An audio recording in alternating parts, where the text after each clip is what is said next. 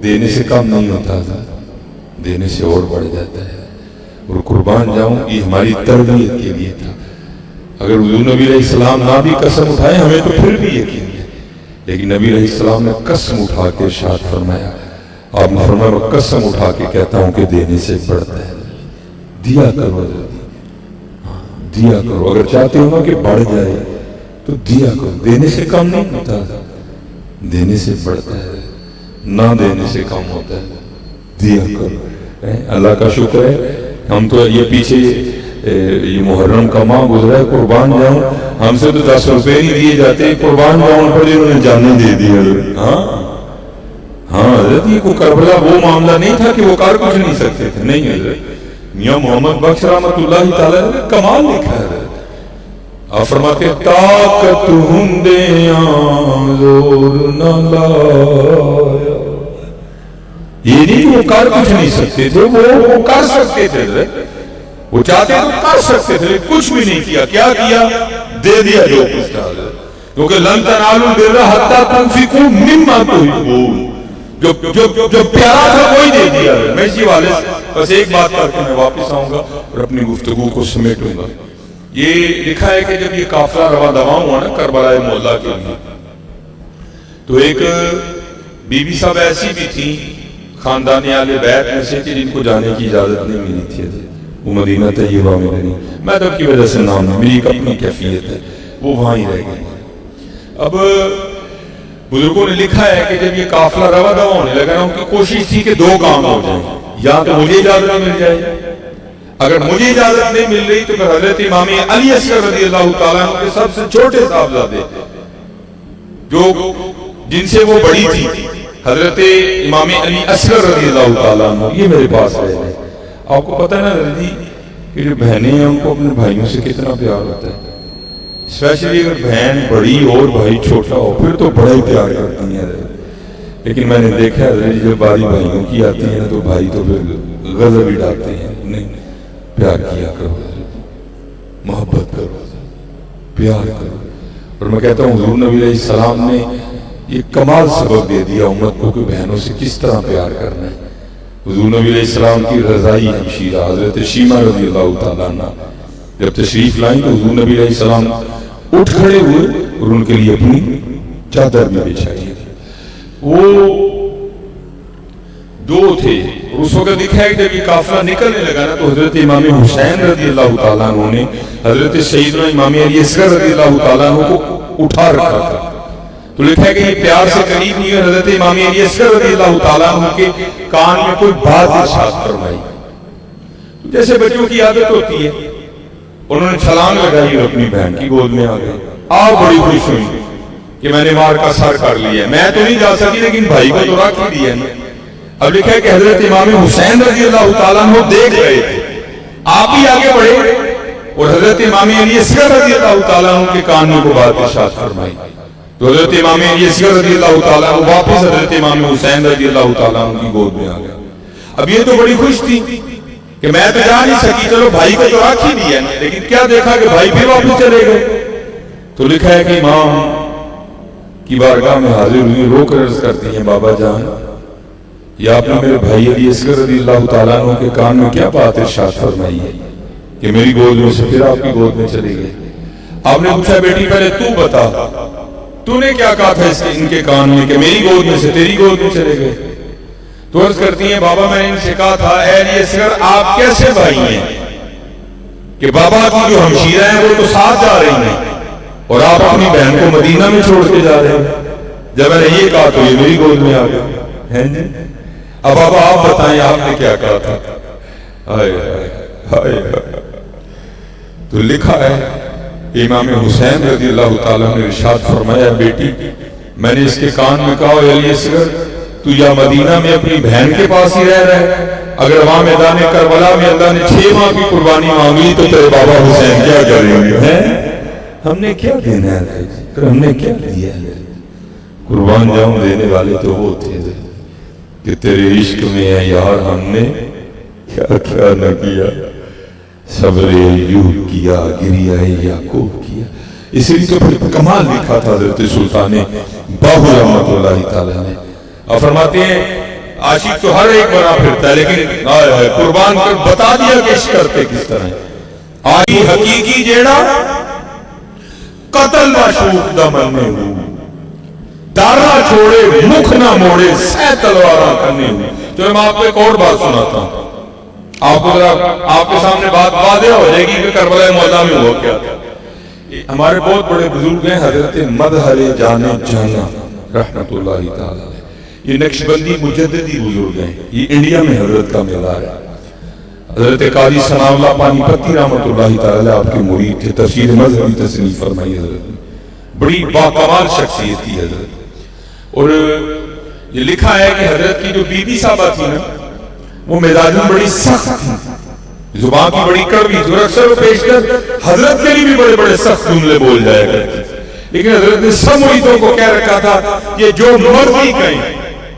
تم نے آگے سے کبھی نہیں بولنا، یہ کوئی مرید نہیں بولتا تھا۔ لکھا ہے کہ حضرت کا کوئی نیا مرید نا کابل سے آیا، افغانستان سے، حضرت نے کوئی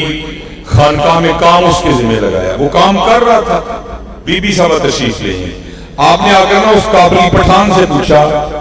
یہ تو کیا کر رہا ہے؟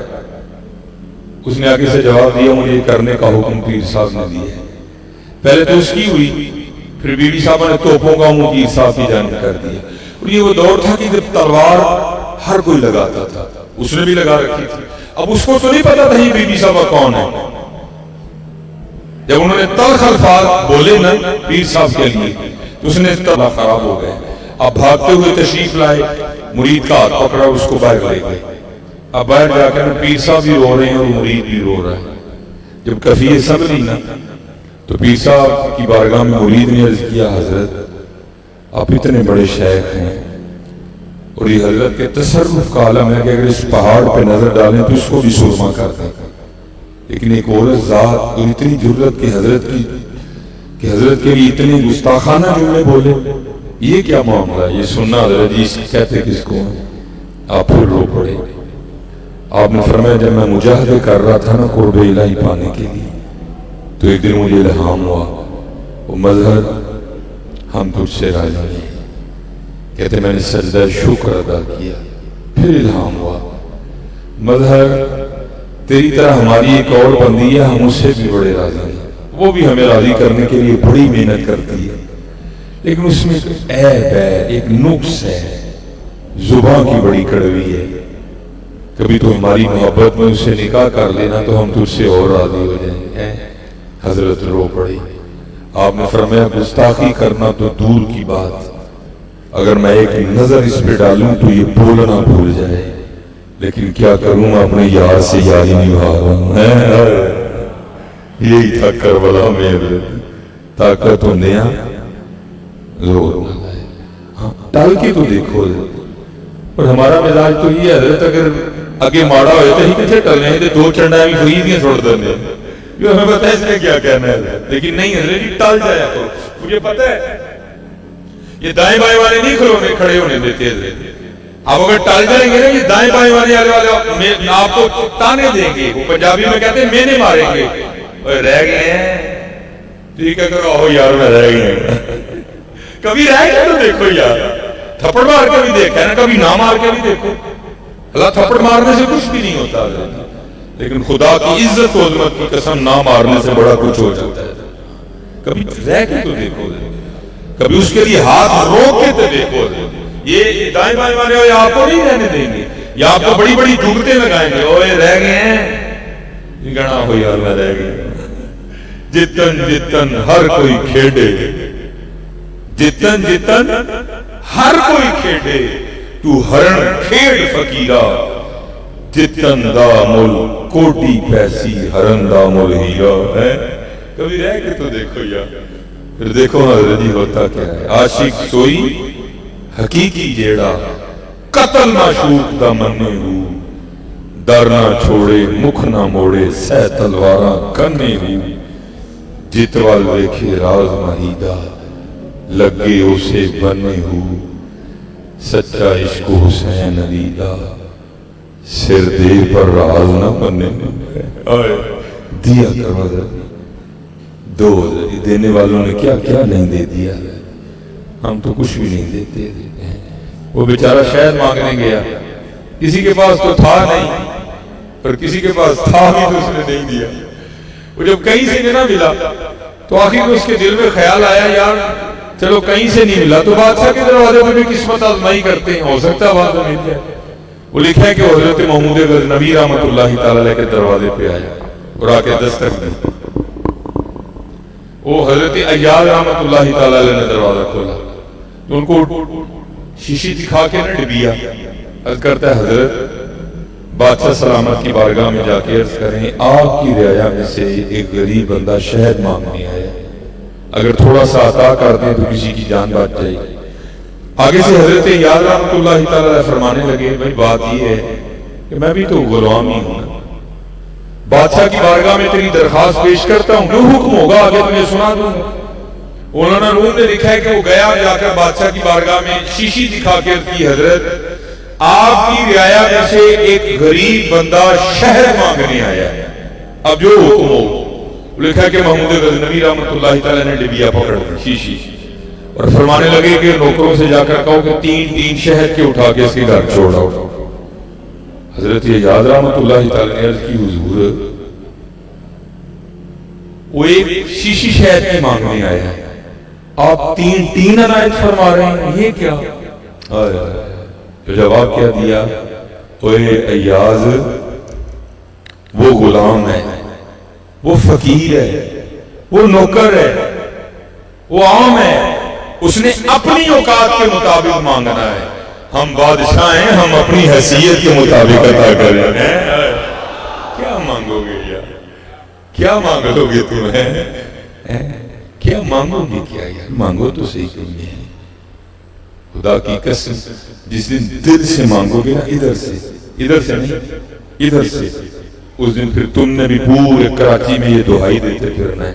بھر کے جھولی میری سرکار نے مسکرا کے کہا اور کیا چاہیے، مانگو تو صحیح ہے۔ میں دیکھ رہا ہوں کہ حضرت روحانی طور پہ ہم دن بدن حضور نبی علیہ الصلوۃ والسلام سے دور جاتے جا رہے ہیں۔ دور نہ جاؤ، بلکہ جب بھی کوئی مشکل پڑے تو وہ امام اہل سنت والا نسخہ آزما لیا کرو، لے خبر جلد کے غیروں کی طرف دھیان گیا ہے، لے خبر جلد کے غیروں کی طرف دھیان گیا، میرے آقا میرے مولا تیرے قربان گیا۔ خوب حضرت خوب، اور جہاں سے میں نے بات شروع کی تھی میں وہیں لا کے ختم کرنے لگا ہوں، کیونکہ مجھے اس بات کا احساس ہے 12:30 ہو رہے ہیں اور صبح ظاہر ہے آپ سب نے کام پہ بھی جانا ہے، تو یہ جن کو لگ جاتی ہے نا پھر ان کو نہیں، میں یہ ماشاءاللہ